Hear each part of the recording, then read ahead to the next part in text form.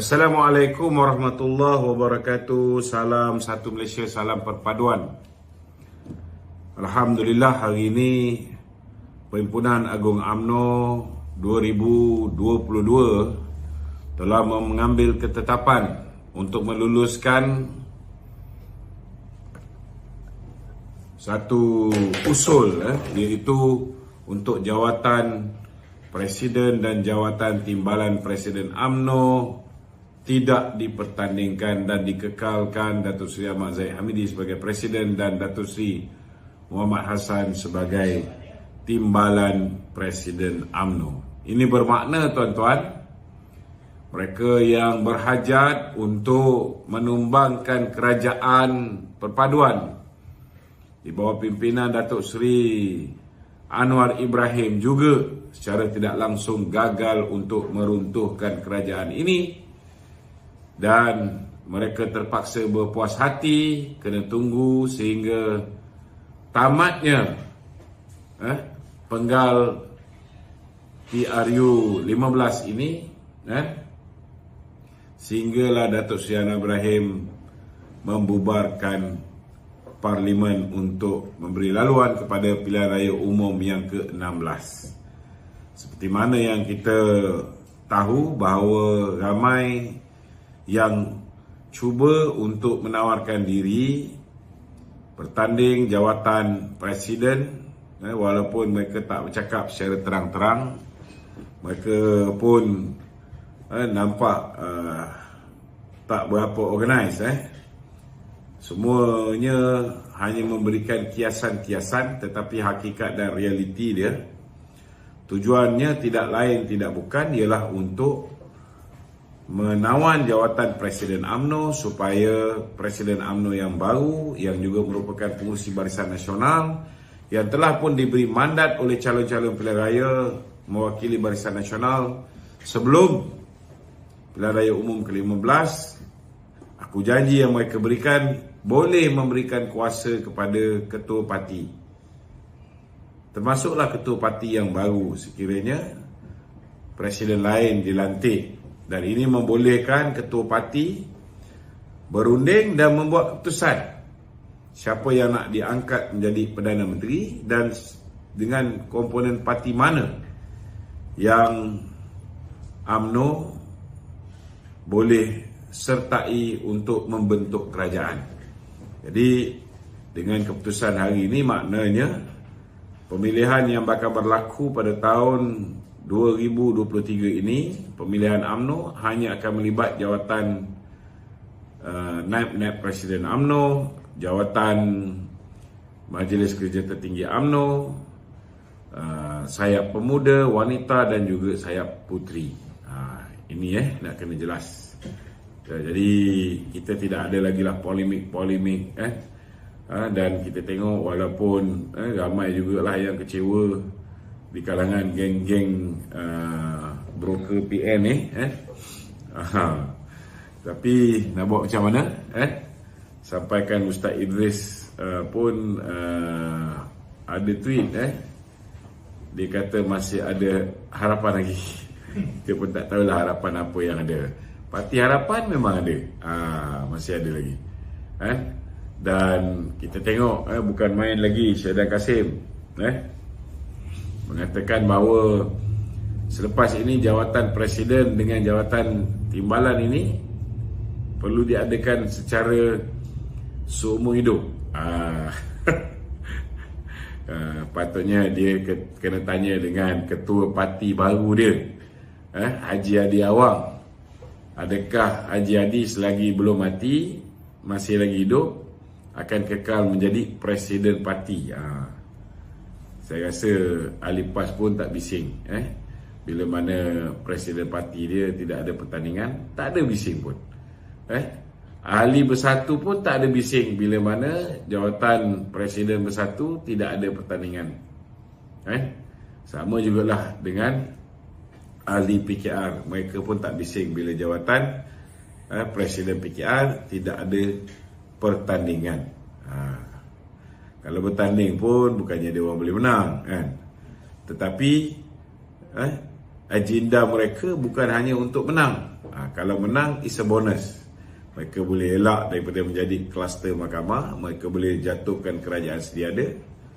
Tetapi kalau pun tak menang, sudah pastilah mereka boleh cemarkan imej UMNO dengan menayangkan bagaimana politik wang berleluasa di dalam UMNO sekiranya jawatan ini dipertandingkan dengan duit yang datangnya daripada pemimpin-pemimpin PN yang sanggup berbelanja semasa pilihan raya dan tak ada rasa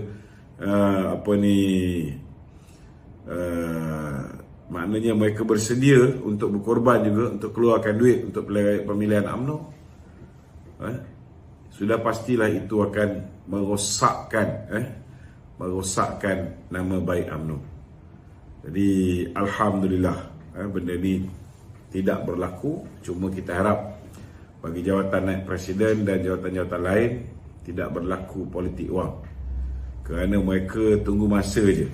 Macam mana kita merakam, mereka memberikan duit kepada pengundi-pengundi, berikan duit kepada jentera-jentera, mereka angkat sumpah.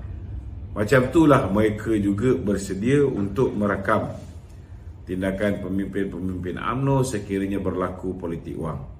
Jadi bila tidak ada pertandingan jawatan presiden, yang mana presiden ini boleh mengubah haluan parti, boleh memberikan sokongan daripada Anwar, boleh bertukar menjadi Muhyiddin ataupun kepada Hamzah, ataupun mungkin daripada UMNO sendiri menjadi Perdana Menteri, sekiranya diberikan sokongan oleh Bersatu dan juga PAS.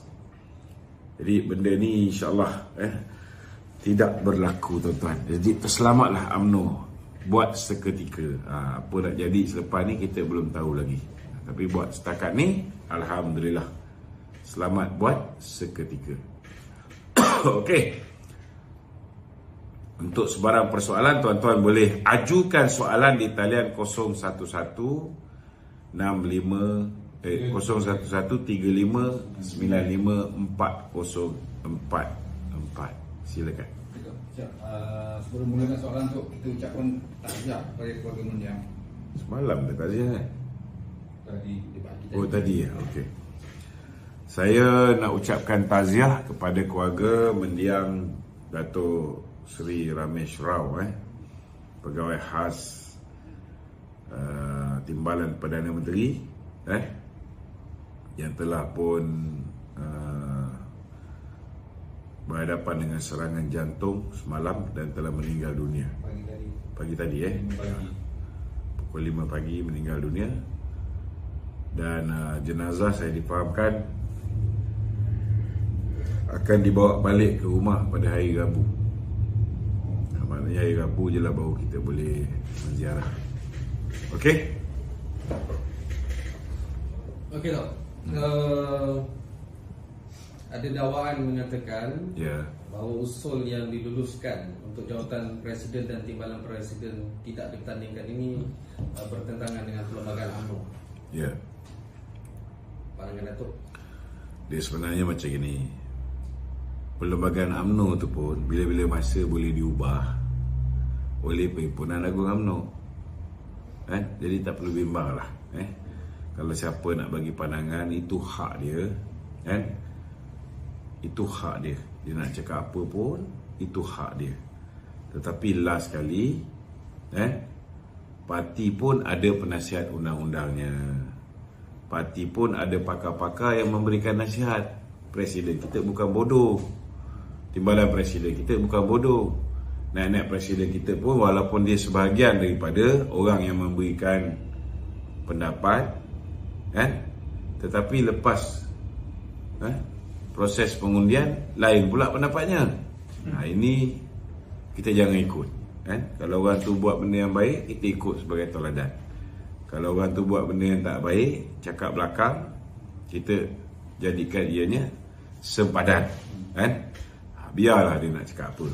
Padahal dia duduk dalam baja kerja tertinggi, dalam top 5, dalam pengurusan, dalam biro politik. Kenapa tak bagi pandangan?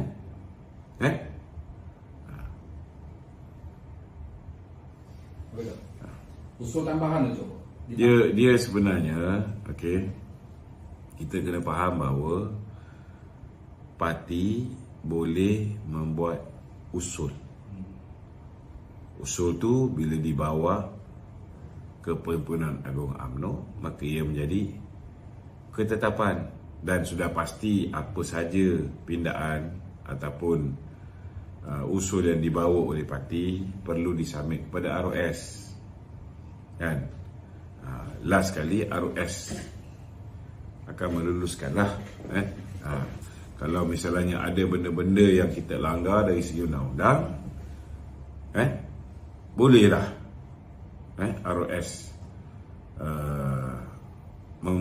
mengarahkan kita untuk membuat pembetulan. Contohnya, kita pernah buat usul untuk meminda Perlembagaan UMNO.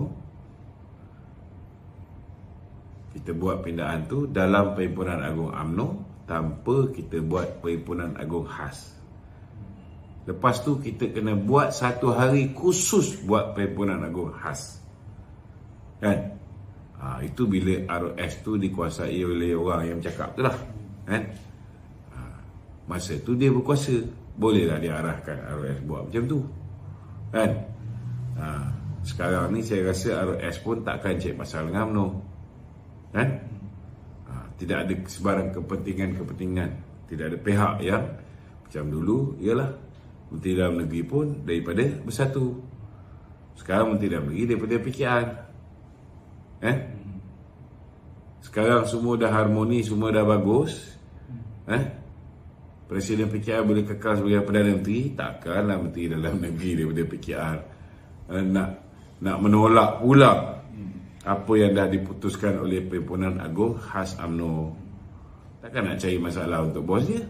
Betul tak? Jadi kita tak perlu bimbang lah. Ni orang-orang yang kecewa ni macam tu lah. Kita pun tak faham. Kata nak pencen. Betul tak? Kau nak pencen, buatlah cara pencen. Kenapa lagi nak mempertikaikan tu, nak mempertikaikan ni? Nanti kita jawabkan kan dah tak bagus. Kan? Dah jadi negarawan tu, jadilah negarawan. Kan? Buatlah. Kerja jaga cucu ke, jaga anak ke, kan? Lepas ni dapat JLC, jagalah JLC tu. Jangan kacau lagi lah parti ni. Okey? Tak, usul tambahan tu kan, usul tambahan mengenai tandingan tu dibangkitkan semalam tu oleh Bercadang. Tapi kenapa semalam dia tak protes, dah selesai pengundian? Itulah dia masalahnya. Rumah dah siap, pahat berbunyi. Kan? Tak apalah, kita faham orang-orang ni semua kecewa. Kita faham mereka-mereka yang kecewa, orang yang sakit hati dengan Datuk Zahir. Mereka ni kecewa, kita kena terima hakikat. Tidak ada orang, kita tak boleh nak puaskan hati semua orang. Ada yang macam Dira sampai menangis-nangis, mestilah kecewa. Sebab peluang untuk bos dia Hisham-Mudin Tun Hussein untuk menjadi Presiden UMNO tak ada. Kelam. Kelam masa depan. Budak-budak KJ pun banyak keluar senonong, keluar dewan, kan? Kecewa. Tapi kita sedih lah, macam mana Khairi Jamaluddin boleh buat fitnah. Kononnya ada perwakilan hantu kepala otak dia. Korang tadi nak masuk Dewan Makan tak lepas, kena ada PAS. Betul tak? Korang nak masuk Dewan Makan pun tak lepas, mesti ada PAS. Itu nak masuk Dewan Makan belakang pentas. Pintu tu terkunci rapat. Perwakilan nak masuk kena tunjuk satu-satu. PAS tu Squad sambil jaga.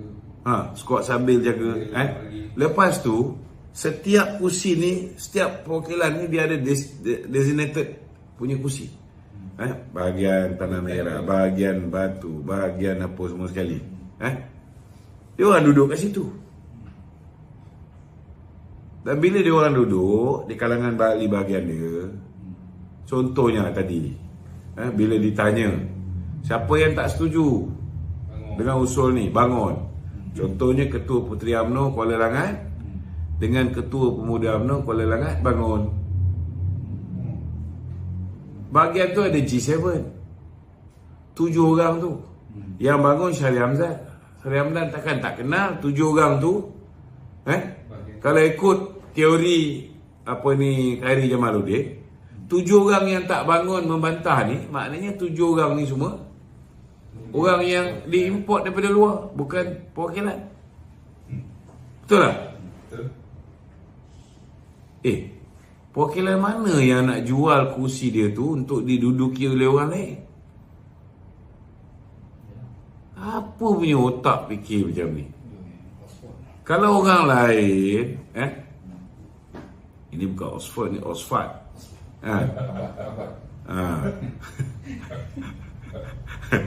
Kalau orang lain cakap, bolehlah kita terima. Ini bekas Ketua Pemuda. Orang yang dah lama jugalah, walaupun dia ni junior, jauh junior daripada aku.